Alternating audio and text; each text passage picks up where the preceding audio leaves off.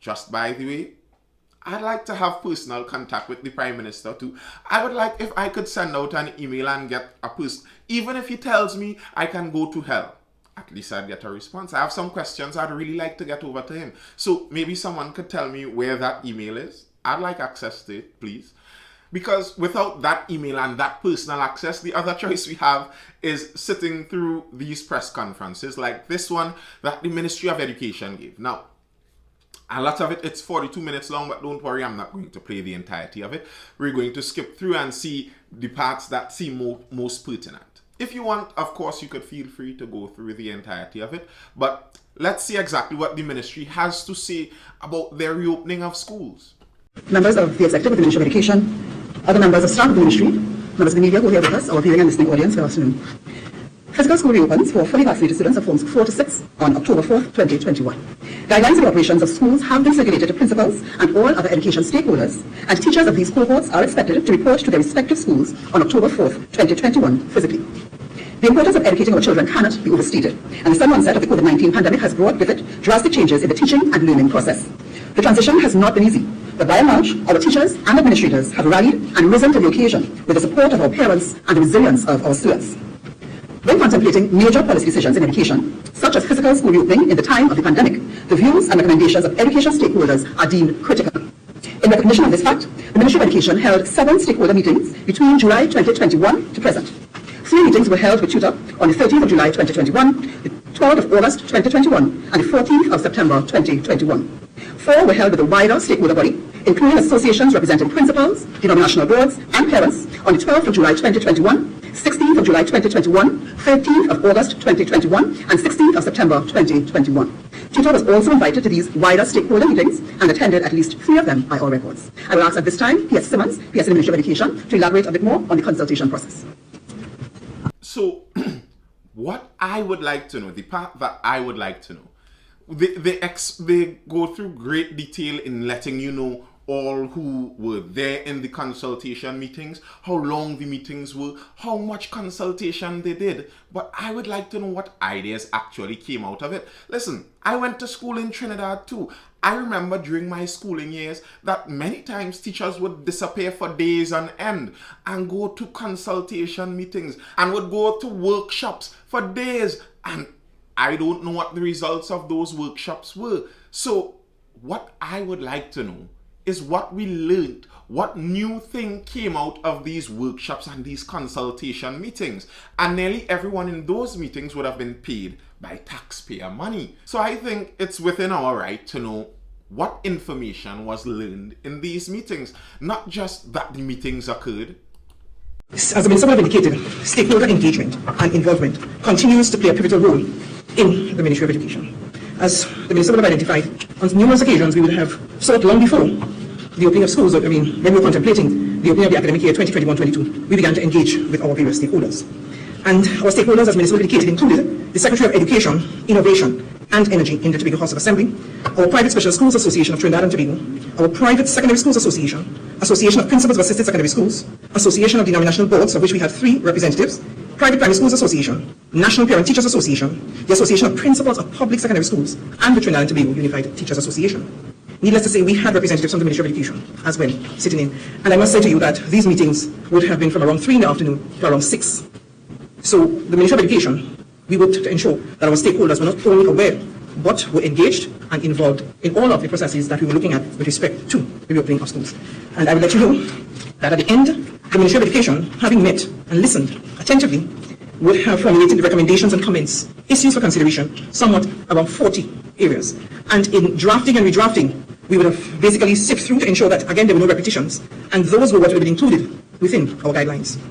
The guidelines, as Minister would have indicated, would have been sent out via a circular memorandum. Yes, the Ministry would have sent out a media release, but it was subsequently followed with a circular memorandum that was sent to principals to guide. And principals have been reaching out. Even our meeting that we had with respect to looking at how we're going to be addressing learning loss on the 23rd of September, our stakeholders were very happy to have received the circular memorandum and the attached guidelines for reopening of schools.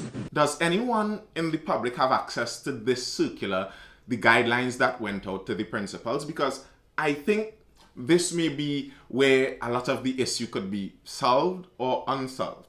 What I have seen from numerous teachers teachers teaching currently in the system, they're saying that the ministry keeps saying they have contingencies and plans and they have set out guidelines to make it possible. But the teachers are saying that there is no plan. So where is the plan? Can someone come out and show, okay, this is the list of ideas we have. These are the points that we have. This is what is going to happen. This is how the teachers are going to do physical classes, how they are going to have the time to split these physical classes into online classes. Why is it seeming so clandestine? Why can't this guideline be made public? Is it something that has some kind of secrecy level that if made public, the plan could no longer succeed? I am confused. Can someone enlighten me? As PS would have indicated, the document Guidelines for Physical School Reopening, October 2021, released on Thursday, September 23rd, 2021, and its accompanying circular memorandum to principals, reflect not only the recommendations proffered by tutor, but by all stakeholders. The guidelines were also made available to all education professionals, stakeholders, and the general public, and all citizens are encouraged to access these guidelines via the ministry's website to access the factual information contained therein. Accurate information in this time of fake news and sensationalism is invaluable. The Ministry of Education continues to meet with all of our valued stakeholders, including tutor. I was asking for these guidelines, and she said where to get the guidelines. So I went to get them. And the reason I am still asking for them is because I read these guidelines. And these guidelines are not guidelines. So I'm supposing that the circular that went out to the principals is what has the real guidelines on them. And that's what I'd like to see. Let's go see the guidelines that is on the ministry's website. And it's quite a few pages, and the pages go just like the press conference. I could save you some of the time and tell you 90% of it is unnecessary information and regular school information. One of the most important parts goes down all the way down to page 25, I believe, out of 66 pages. Weeks 5 to 12, teaching and learning. Schools will be required to submit an individual school reopening plan to the Ministry of Education through their line supervisor, according to the template provided in Appendix 7. This will identify the methods which will be used to provide students of Forms 4 to 6 who are not attending classes physically with educational material. Information will also be requested about the methods being used by teachers who may be timetabled for online classes with Forms 1 to 3 and physical classes with Forms 4 to 6 on the same day. Flexibility should be allowed for teachers to deliver asynchronously to online classes on such days. And this is the plans that I have seen for how the teaching is going to happen. Here's the plan in summary. The school is going to tell us. Now, I understand giving the principals of individual schools the leeway to individually create things that would work best for their school. But don't you think that's a bit risky? Doing something that has never been done before. There's no clear way how we're going to do all of it. But the principals have to come up with an idea. And we're sure that's going to work. And we could go down just to make sure that we have everything clear. We're going down to the Appendix 7 to see exactly the template they have for this grand master plan to reopen schools. And here it is. It's a form to fill out. The Grand Master Plan on how Trinidad and Tobago is going to do blended schooling between vaccinated Forms 4, 5, 6s in-person classes and the unvaccinated online, and all the rest of lower form students at home, including primary and ECCE students. This is how it's going to happen. This is the form you have to fill out. You have the school, district number of teachers and staff, number of teacher vacancies, number of substitute teachers requested where applicable. Now, the number of teachers requested where applicable, these substitute teachers, schools are going to be reopened next week, this coming Monday. According to when you look at this video, that time may be flexible. But schools are going to be reopened soon. Are all these forms already into the ministry with all the requested teachers? Because can the ministry supply all the requested substitute teachers at a day's notice? Does the ministry have that many teachers on staff? Roles of substitute teachers. Number requested for teaching duties. List subjects and number required. Number requested for mainly supervisory duties. Provide details of these duties. Then you have a breakdown of the student population, etc., etc. That's going to be a lot of information. In the first place, I hope the ministry has enough data processors to go through all these for all of their schools and would they have all those teachers that may very well be requested? Because the only way I could see this blended schooling being done is if we get a lot more teachers than we currently have. And I'm not sure we have that many on staff available in the ministry. So that's the big plan. And that's the big guideline that the minister says is on the ministry's website. So we went through that. Let's get back to the conference to see if there's anything more before we get to the end. And having provided devices to teachers and students, and having now providing the MiFi devices to our students with availability for our teachers when necessary, and with many of our teachers being trained in online delivery and other areas since March 2020, and that continuous training is ongoing, the Ministry of Education remains focused on facilitating the teaching and learning process for all 70 days of this school term and beyond. At this time, I would like to invite PS Maya. All right, so 2 things on that. First up, she said the teachers are being continually trained in online delivery. And I really do hope so, because I've seen some online classes that I might have preferred watching paint dry than watching that online class. And that's not an insult to the teachers, as I've said before. It's a different career. It's a different job than the teachers would have been accustomed to. Not all the teachers would be able to grip someone's attention virtually. It's not something that any and everyone can do. And what I'm curious to know, though, is who is teaching this online delivery class? Who is doing it?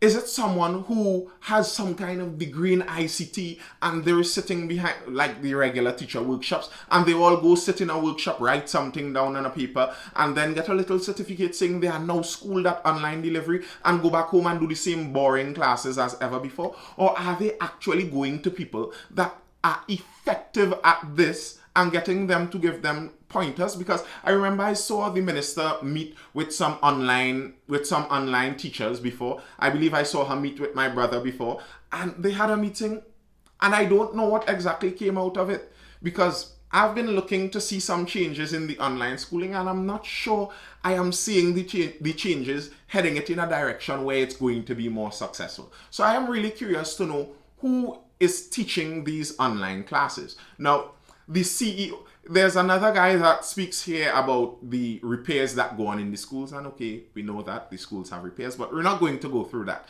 The CEO is going to come to speak about the upgrades they have done and how they are moving ahead with online learning and with information technology. And something very interesting happens when the CEO comes out.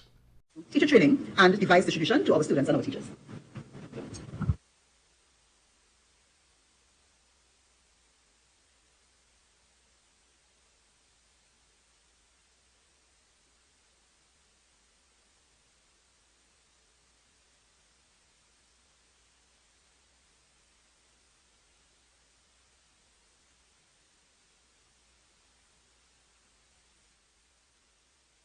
Some of these training modules included cybersecurity, multimedia, and mobile learning. If you're wondering what's happening here, for probably the first nearly 30 seconds of the presentation on teacher training and device distribution and getting up to the times with this new online learning, the official who was giving that information was muted, and somehow they couldn't get her audio coming through.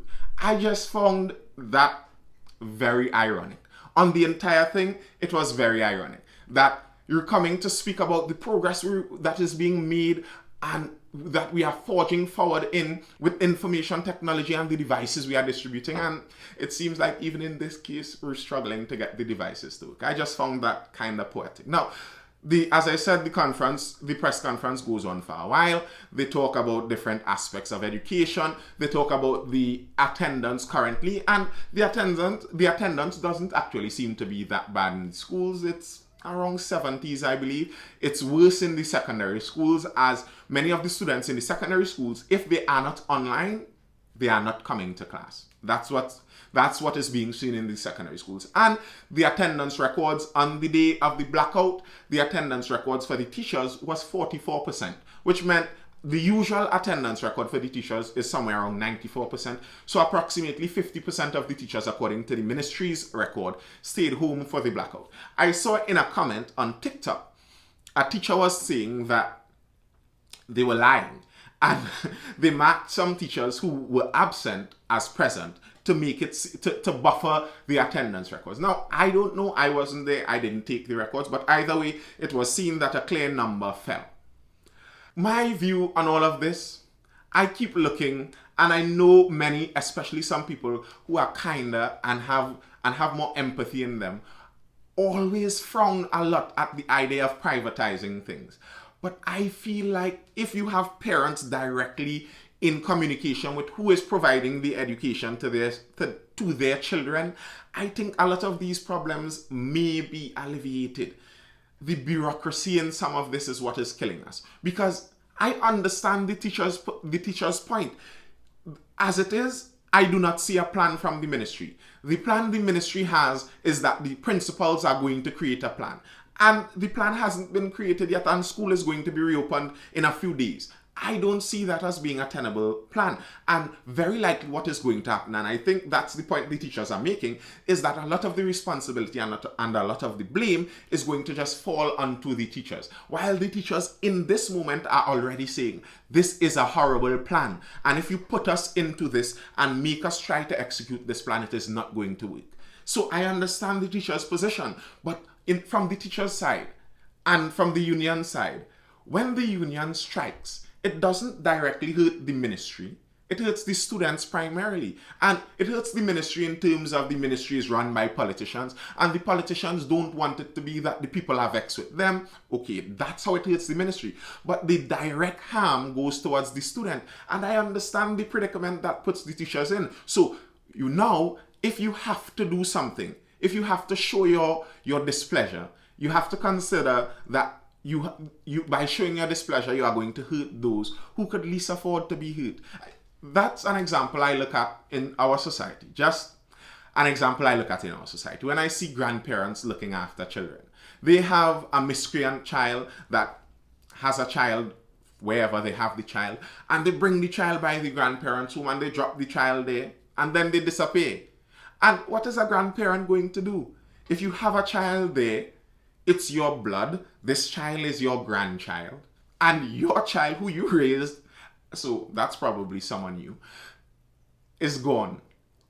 If you decide that this is my child's duty to raise their own child, and I'm going to put this child out for this child to take care of, then you may be very well putting your own grandchild in a position of suffering. And would you be willing to do that to an innocent baby? While if you take care of the grandchild, then you are allowing the misbehavior of your own child to get away. That's just a social example I always look at in our society, and I feel it for grandparents in that position. Similarly, I could feel it for the teachers in this position. That's all I have for now. I think I went a bit long. I hope you stuck with me all there. Anyone who made it to the end, drop a comment and tell me what you think. Tell me what you think about this whole thing. Do you think it's feasible the way they are going about this, and that the schools would be reopened with as few hitches as possible? Or do you think disaster is on the horizon?